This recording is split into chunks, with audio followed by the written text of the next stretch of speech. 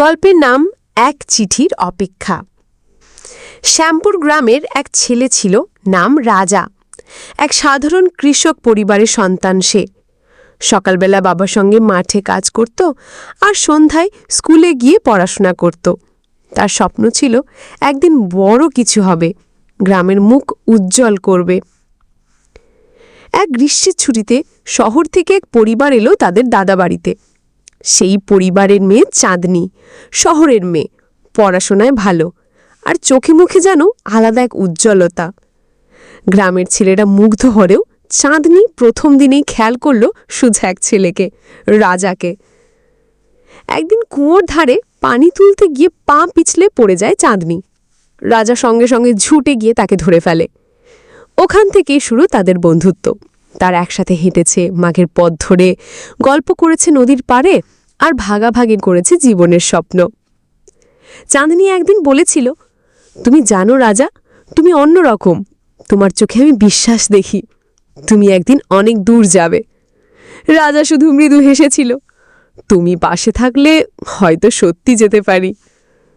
কিন্তু হঠাৎই একদিন চাঁদনির বাবা জানতে পেরে বাধা দিলেন, এই বন্ধুত্ব ঠিক নয়, আমার মেয়ের ভবিষ্যৎ শহরে, রাজা ভালো ছেলে কিন্তু এই সম্পর্ক মানানসই নয়।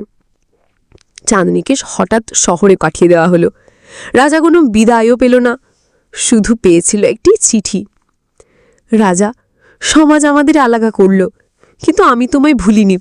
যদি একদিন তুমি নিজেকে প্রমাণ করতে পারো, আমি জানি তুমি ফিরবে, আমি অপেক্ষা করব। চিঠিটা সযত্নে রেখে দিল রাজা। তারপর শুরু করল লড়াই। দিনে বাবার সঙ্গে চাষ করত, রাতে পড়াশোনা করত। কয়েক বছর পর রাজা একটি স্কুলের প্রধান শিক্ষক হয়ে ফিরে এলো শ্যামপুরে। এক বিকেলে স্কুল ছুটির পর সে গেল সেই পুরনো গাছতলায়। হঠাৎ এক জোড়া পা থামল সামনে। রাজা চোখ তুলে দেখল চাঁদনি দাঁড়িয়ে আছে, হাতে সেই পুরনো চিঠি। প্রেম ফিরে এলো, আবার নতুন করে। শেষ কথা, ভালোবাসা মানে প্রতিদিন কথা বলা নয়, ভালোবাসা মানে একে অন্যের স্বপ্নকে সম্মান করা। যারা অপেক্ষা করতে জানে, ভালোবাসা তাদের কাছে একদিন ঠিক ফিরে আসে। তোমাদের গল্পটা কেমন লাগলো কমেন্টের মাধ্যমে জানাও এবং আরপি কার্টুন স্টোরি চ্যানেলটিকে সাবস্ক্রাইব করো। আর যদি গল্পের মধ্যে তোমাদের নাম লিখাতে চাও, কমেন্ট করো এবং নিজের নাম লিখে দাও, এবং গ্রামও দিতে পারো।